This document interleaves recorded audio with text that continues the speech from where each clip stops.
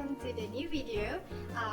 In today's video, I'm going to explain to you how you should answer the individual assignments for color analysis. So we are going to do one by one each question. So we will start with the first question. What is the difference between qualitative and quantitative color analysis? Provide example and explain your answer.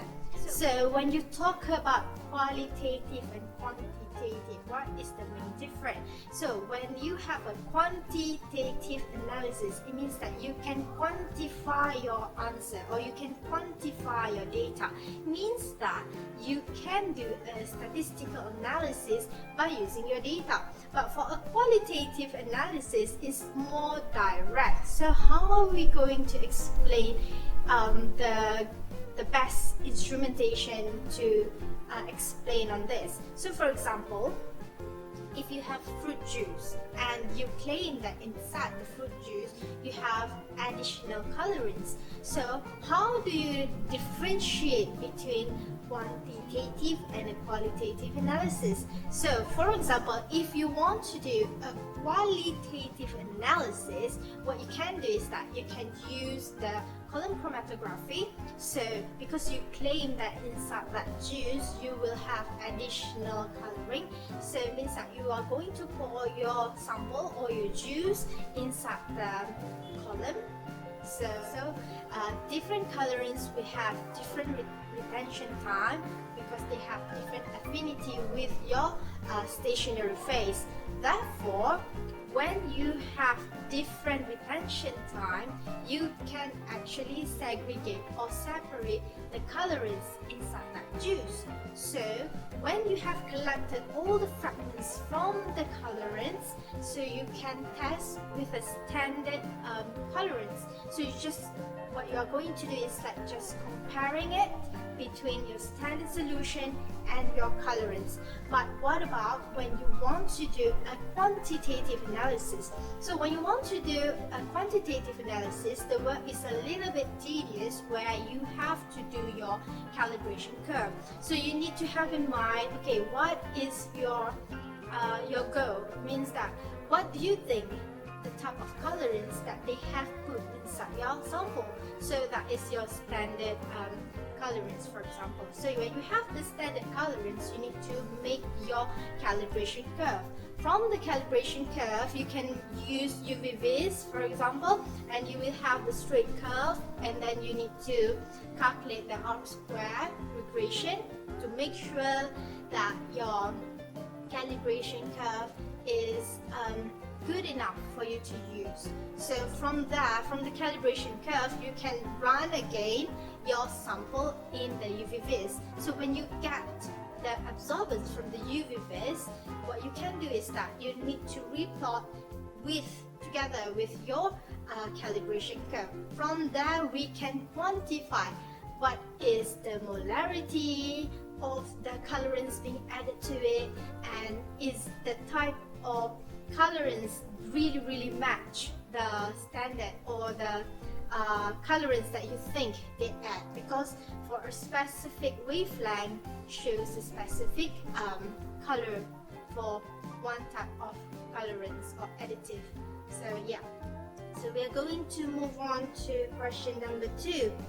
Briefly explain how does color analysis indicate the faulty in processing and packaging of fruit juice. So again, about fruit juice. So how does a color analysis indicate the faulty in processing and packaging? So what you have to do here is that you need to explain first what is it in the fruit processing or in the food packaging that will impede the quality of your juice. For example, the main thing that I have in my mind is temperature and also oxygen. So for temperature, if you increase the temperature for any fruit juice, the degradation will occur. So for example, if you have green juices, so green juices, it will, as you increase the temperature, be it processing temperature or storage temperature, it will degrade, and then the color, since degradation occurs, the color of the juice will decrease as well. So from here we can say that from using color analysis, be it qualitative or quantitative, you can know for sure that there are some effect in the procedure or in the process that you are using due to the increment of the temperature. So for example, what you want to do the experiment on this is that you can use, like, you need to make a calibration. Say that you have one carton of fruit juice, and then you segregate it into different batches, and then you increase the processing temperature or you increase the storage temperature. From there you can see a trend where how does the degradation of the color or the degradation of color will change with time. And from there you can also check on the quality of the juice, or you can check on the amount of nutrient that is being reduced due to the increment of the temperature. Another thing that we can say is that the amount of oxygen. See, for example, if you can see in the like in the convenience store, if you want to buy fruit juice, they can be packed in different way. Like some of the factory, they pack the fruit juice inside a glass bottle. Some they put it in the carton boxes, and so on and so forth. Why there's variation in this? Because they want to control the oxygen barrier. See, the oxygen barrier inside the packaging is really important, because if you have too much oxygen, means that the oxidation process can occur, and then the oxidation process will help to degrade the juice or the product inside that packaging. So when degradation occurs, the color of the juice or any product will definitely change. So from color analysis, you can actually monitor this difference between the fresh batch and the batches that have been oxidized, which impede the quality of the product. So the last question is, what is the side effect of artificial food coloring to human health? Explain briefly how artificial coloring can be replaced by natural colorants. So I think for this last question, you can check on my notes. There's a lot of side effect of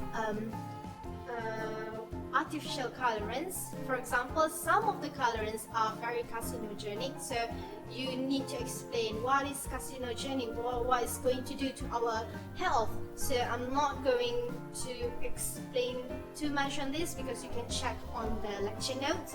So the last part of the question is that explain briefly how artificial food coloring can be replaced by natural colorants. So it's quite straightforward actually, because natural food colorants can come from a lot of things, natural things.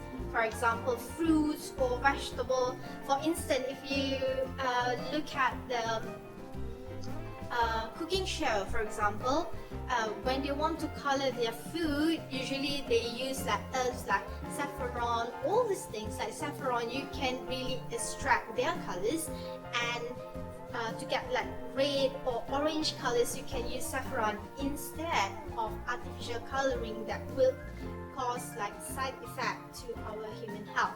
So I guess that's the 3 questions that you need to answer. I hope that you can do it well. So I wish you all the best. Take care, stay safe, and we'll see you again in the next video. Thank you very much. Bye.